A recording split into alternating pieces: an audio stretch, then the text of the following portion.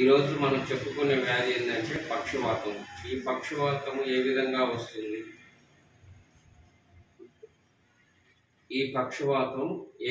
వస్తుంది? ఏవేవి కారణాల వల్ల వస్తుంది? అసలు పక్షవాతం అంటే ఏంటి? పక్షము అంటే స్వగభాగం. మన శరీరంలో స్వగభాగం అది రైట్ సైడ్ అవ్వచ్చు, లెఫ్ట్ సైడ్ అవ్వచ్చు.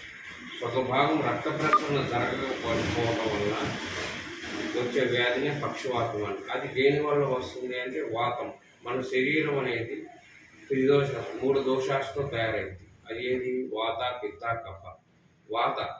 ఈ పక్షవాతాన్ని రావడానికి కారణం మెయిన్ వాతం. వాతం అని ఇంగ్లీష్లో ఏమంటారు? న్యూరోలాజికల్ ప్రాబ్లం కింద తీసుకుంటాం. అందుకని పక్షవాతం అంటే మన శరీరంలో సొగభాగం రక్త ప్రసరణ జరగకపోవటం వల్ల ఈ సొగభాగం అనేది చచ్చుబడిపోయింది అంటాం మనం. అంటే నడవటానికి కూడా వీలు లేకుండా రావటము, అంటే స్పర్శ తగ్గిపోవటము, ఈ కాలు చేతులు తగ్గిపోవడం వల్ల ఈ పక్షవాతం వస్తుంది. ఈ పక్షవాతం ఎన్ని రకాలంటే మొత్తం 3 రకాలు. ఏకాంగవాతం అని, సర్వాంగవాతం అని, అర్ధాంగవాతం. ఏకాంగవాతం అంటే ఓన్లీ ఒక చెయ్యే వచ్చింది పక్షవాతం, దాన్ని ఏకాంగవాతం అంటారు. అర్ధాంగవాతం అంటే ఇప్పుడు మనం చెప్పుకునేది స్వగభాగం, దాన్ని హెమిప్లేజియా అంటారు ఇంగ్లీష్లో. అంటే స్వగభాగం అంటే ఒక చెయ్యి కాలు స్వగభాగం మనకి శరీరంలో రక్త ప్రసరణ జరగకుండా జరుగుతుంది. అదే సర్వాంగవాతం అంటే క్వాడ్రిప్లేజియా, అంటే 2 చేతులు 2 కాళ్ళు కూడా చచ్చుబడిపోతాయి. దీన్ని ఏమంటారు? సర్వాంగవాతం అంటారు. ఇవి రావడానికి మెయిన్ కారణాలు ఏంటంటే మానసిక ఒత్తిడి కావచ్చు, మన శరీరంలో బీపీ అంటే బ్లడ్ ప్రెషర్ ఎక్కువైనా కూడా మన శరీరం మందులు వాడడం, వాటి వల్ల కూడా మన శరీరం మన మెదడులో రక్తం గడ్డకట్టడం వల్ల, మళ్ళీ రక్త ప్రసరణ జరగటం వల్ల ఒక్కోసారి మనకి యాక్సిడెంట్లు కూడా జరుగుతూ ఉంటాయి. దానివల్ల ఏంటి, మన మెదడులో కూడా ఈ చెవుల ద్వారా ముక్కుల ద్వారా కూడా రక్త ప్రసరణ, మనం సిటీ స్కానింగ్ తీస్తే మనం మీకు బ్రెయిన్లో క్లాట్స్ ఏర్పడ్డాయి, బ్రెయిన్లో రక్త ప్రసరణ జరుగుతుందని, దానివల్ల కూడా ఇది పక్షవాతం రావడానికి కారణాలు ఉంటాయి. అదేవిధంగా ఇంకా వేరే కారణాలు ఏంటంటే ఈ షుగర్ అయినా సరే, ఈ దీర్ఘకాలిక రోగాలు ఉన్నాయి. అంటే ఇది వయసుతో సంబంధం లేదు. చిన్న వయసులో కూడా ఇప్పుడు పక్షవాతం వస్తుంది. ఎందుకంటే మానసిక ఒత్తిడి, మనం చేసే పనులు ఎక్కువగా అదే పనికి ఆలోచించడం వల్ల, లేదా కుటుంబ సమస్యల వల్ల కూడా, లేదా ఆర్థిక పరంగా ఏదైనా మనం వ్యాపారాలు చేసేటప్పుడు కూడా మనము లాస్ అయినా కూడా అది మానసిక ఒత్తిడి వల్ల కూడా ఇది రావచ్చు. మళ్ళీ అదేవిధంగా పెద్ద వయసుల్లో అంటే ఎక్కువగా ఏంటంటే మన బ్రెయిన్లో రక్త ప్రసరణ జరగకపోవడం వల్ల మనం కానీ సిటీ స్కానింగ్ కానీ ఎంఆర్ఐ కానీ దాన్ని ఎక్స్రే తీస్తే దాంట్లో ఏజ్ ఫ్యాక్టర్స్ వల్ల కూడా రక్త ప్రసరణ జరగడం వల్ల కూడా ఈ పక్షవాతానికి రావడానికి కారణం ఉంది. ఈ పక్షవాతంతో పాటు ఇంకోటి కంపవాతం అని ఉంటుంది. అంటే ఈ చెయ్యి కాలు కొట్టుకుంటూ ఉంటుంది, వణుకుతూ ఉంటుంది. దాన్ని పార్కిన్సన్స్ డిసీజ్ అంటాం. ఇది రావడానికి కారణం కూడా బ్రెయిన్లోనే ప్రాబ్లం వల్ల, మనకి బ్రెయిన్లో రక్త ప్రసరణ సరిగ్గా జరగకపోవడం వల్ల కూడా ఇది కంపవాతం రావడానికి కూడా ఆస్కారం ఎక్కువగా ఉంటుంది. అదేవిధంగా ఈ పక్షవాతానికి ఆయుర్వేదిక్ ఇంగ్లీష్లో ఏం చేస్తారు, వెళ్ళంగానే ఫస్ట్ ఎయిడ్ ట్రీట్మెంట్ అయితే మోడర్న్లోనే తీసుకోవాలి. ఎందుకంటే ఇమ్మీడియట్లీ ఆ బీపీని కంట్రోల్ చేయాలి అంటే వాళ్ళ దగ్గర ఐసీయూ అన్నీ ఉంటాయి కాబట్టి వాళ్ళు ఇమ్మీడియట్ హార్ట్కి సంబంధించిన హార్ట్లో ఏమన్నా ఈసీజీ తీసినప్పుడు దాంట్లో క్లాట్స్ ఏమన్నా రక్త ప్రసరణలో ప్రాబ్లం ఉన్నాయా లేదా ఏ ప్రాబ్లం అనేది ఫస్ట్ వాళ్ళు ఇమ్మీడియట్లీ, అంటే పేషెంట్ మనం సేవ్ చేయాలి అంటే ఫస్ట్ ఏం చేయాలి, కంపల్సరీ అప్పుడున్న పరిస్థితుల్లో ఈ నోటెంపటి ఒక్కోసారి ముఖానికి కూడా వస్తుంది, మూతి కూడా వంకర వస్తుంది. దాన్ని ఏమంటాం మనం? ఫేషియల్ ప్యారలైసిస్ అంటారు. మూతి కూడా వంకర రావచ్చు, ఒక్కోసారి కన్ను రెప్పకు కూడా మూసుకుపోతూ ఉంటుంది ఈ ఫేషియల్ ప్యారలైసిస్ వల్ల కూడా. అంటే ఒక్కోసారి ఈ చెయ్యి కాళ్ళు ముఖము మూడింటికి కూడా పక్షవాతం పక్షవాతం అంటే రక్త ప్రసరణ జరగకుండా ఈ భాగంలో రక్త ప్రసరణ జరగకపోవడం వల్ల ఈ చెయ్యి కాళ్ళు చచ్చిపడిపోతూ ఉంటుంది. మనకి రైట్ సైడ్ బ్రెయిన్లో క్లాట్ ఏర్పడిందంటే దాని ఎఫెక్ట్ లెఫ్ట్ సైడ్ ఉంటుంది. మనకు రైట్ సైడ్లో బ్రెయిన్ క్లాట్స్ కానీ ఏమైనా జరిగినాయి అంటే దాని ఎఫెక్ట్, దానివల్ల ఏమవుతుంది, లెఫ్ట్ సైడే వస్తుంది పక్షవాతం. అదే లెఫ్ట్ సైడ్లో దాని ఎఫెక్ట్ క్లాట్స్ కానీ ఏమైనా ఏర్పడి అంటే దాని ఎఫెక్ట్ రైట్ సైడ్ ఉంటుంది. అంటే ఆపోజిట్ డైరెక్షన్లో జరుగుతూ ఉంటుంది ఇక్కడ పక్షవాతానికి పేషెంట్కి వచ్చే ప్రాబ్లమ్స్.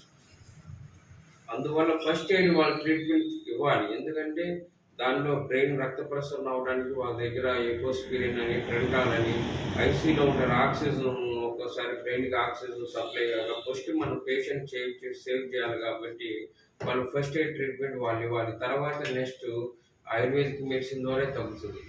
ఆయుర్వేదిక్లో చాలా దివ్యమైన ఔషధాలు ఉన్నాయి. అంటే patient first main problem face చేసినప్పుడు ఏంటంటే అప్పుడు ఆయుర్వేదిక్ అనేది కొంచెం నిదానంగా పనిచేస్తుంది కాబట్టి ఆ టైంలో మోడర్న్ మెడిసిన్ వాడాలి కంపల్సరీ, తప్పదు కాబట్టి అందుకని ఫస్ట్ మోడర్న్ డాక్టర్ కన్సల్ట్ అయిన తర్వాత నెక్స్ట్ ఆయుర్వేద డాక్టర్ దగ్గరికి రావాల్సిందే. ఎందుకంటే పక్షవాతం అనేది పుట్టిందే ఆయుర్వేదిక్లో. ఈ పంచకర్మ అనేది మెయిన్ పక్షవాతం ద్వారానే ఈ మసాజులు కానీ, ఈ థెరపీలు కానీ ఇవన్నీ పుట్టింది కూడా ఈ పక్షవాతం ద్వారానే ఈ మసాజ్ తయారు చేయబడింది.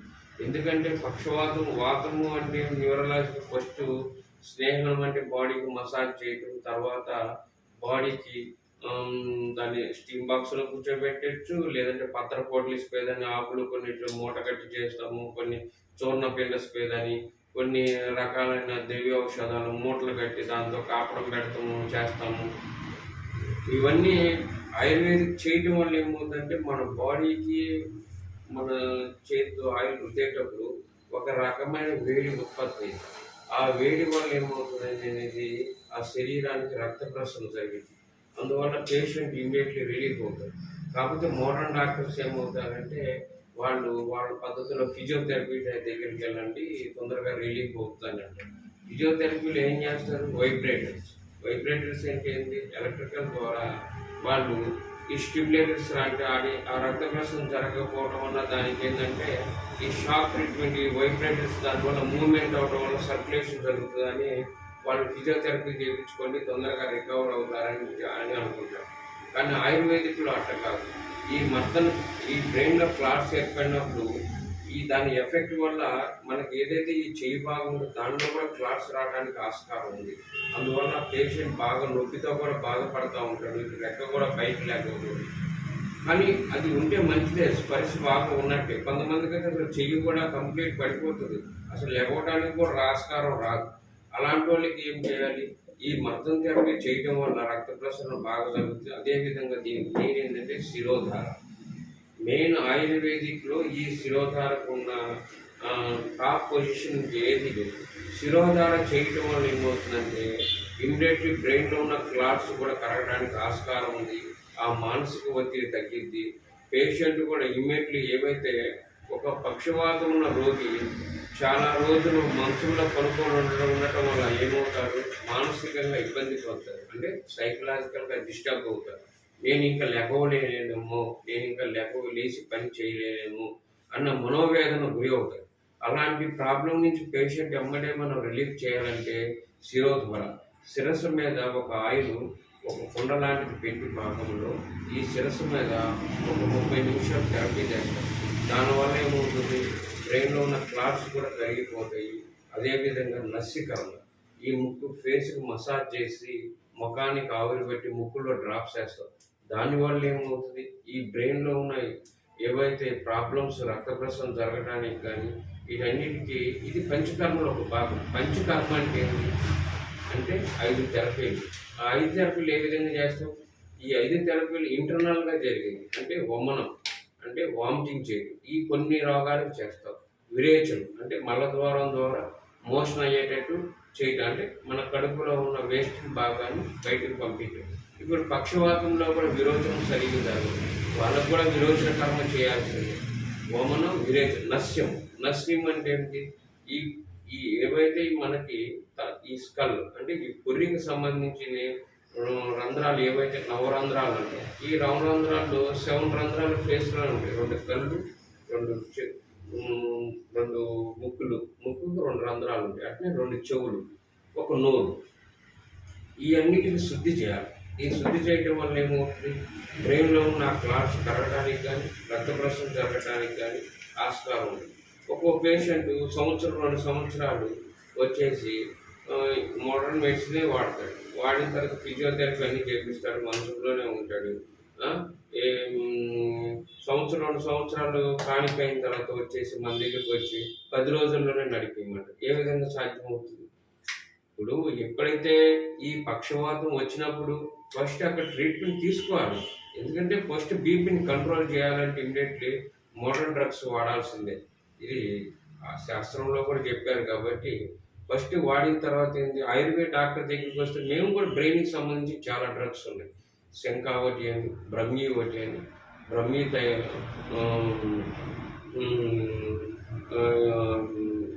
బ్రహ్మీ ఘృతం అని, ఆ, ఆ, చాలా డ్రగ్స్ ఈ బ్రెయిన్కి సంబంధించిన ఔషధాలు ఉన్నాయి. అదేవిధంగా ఈ రక్త ప్రసరణ చేయడానికి ఏకాంగ విరస్ అని, వాత గజాంకుశ రస అని చాలా డ్రగ్స్ ఉన్నాయి మా దాంట్లో. అవన్నీ మేము వాడటంతో పాటు ఈ మద్దం థెరపీ కూడా చేస్తాం. దీంతో పాటు కూడా వస్తీకరణ అంటే మలద్వారం ద్వారా కొన్ని ఆయిల్స్ కూడా మేము పంపిస్తాం. అంటే ఈ పక్షవాతం రావడానికి కారణం ఏంటంటే వాత పిత్త కఫ. అంటే వాతం పిత్తము కఫము అంటే ఏంది, అబౌవ్ ది చెస్ట్ భాగం. ఈ చెస్ట్ పై భాగం ఏవైతే వస్తాయో అవి కఫ సంబంధ భాగంగా చూస్తారు. ఈ నాభికి ఈ చెస్ట్కి మధ్య భాగం ఉండే స్టమక్ దీనేంది పిత్త సంబంధం. అంటే మనకు జీర్ణాశయంలో వచ్చే సమస్యలు ఏంటి, పిత్త స్కిన్ వ్యాధి కానీ స్కిన్ సంబంధించిన ఏవైతే రోగాలు ఉంటాయో అవన్నీ పిత్త సంబంధం కిందనే తీసుకుంటాం. నాభి కింద భాగాన్ని ఏమంటాం, అపానవాతం.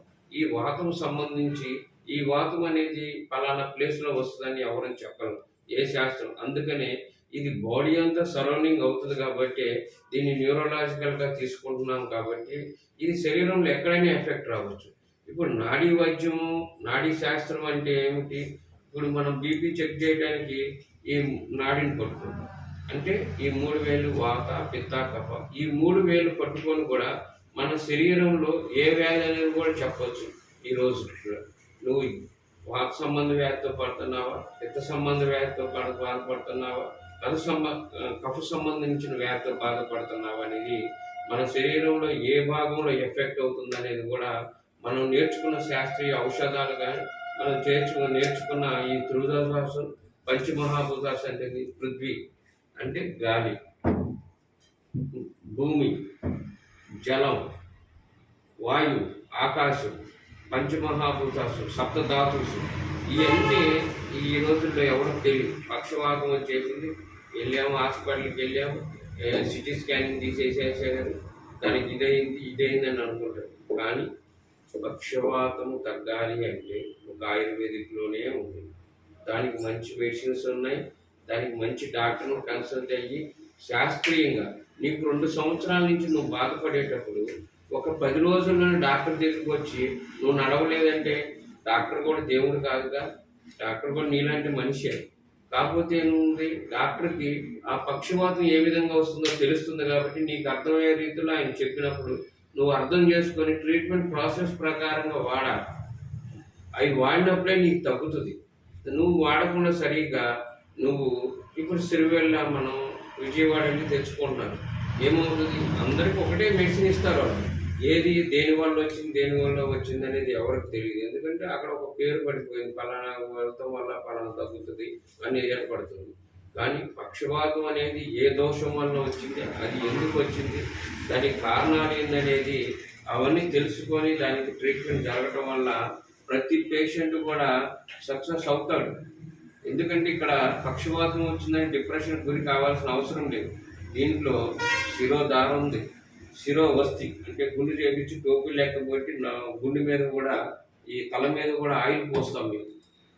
ఇలాంటి చాలా పద్ధతులు ఉన్నాయి కాబట్టి ఈరోజు ప్రతి ఒక్కళ్ళు మా హాస్పిటల్లో ఈ థెరపీస్ అన్నీ నేను మా ఆధ్వర్యంలో నేను ఉంటాను. జెంట్స్ ఉన్నప్పుడు నేను వాళ్ళ దగ్గరుండి చేపిస్తాను, అట్నే లేడీస్ ఉన్నప్పుడు మా మిస్సెస్ కూడా దగ్గరుండి ప్రతి ఒక్కరికి ఈ ఔషధాలు ఏ విధంగా వాడుతున్నారు వర్కర్స్ ద్వారా చేయించినా కూడా మేము మా అబ్జర్వేషన్లో ఉండి ప్రతి ఒక్కరికి ట్రీట్మెంట్ చేసి అతి కొద్ది కాలంలోనే నేను పెట్టిన 18 సంవత్సరాలు ఎంతోమంది తగ్గించి ఉన్నాం మేము. అందుకని మీకు ఈరోజు అసలు పక్షవాతం అంటే ఉంది, అది ఏ విధంగా వస్తుంది, దాని గురించి సవివరంగా తెలియజేయాలని ఈరోజు ఈ వీడియో ద్వారా మీకు తెలియజేస్తున్నాను.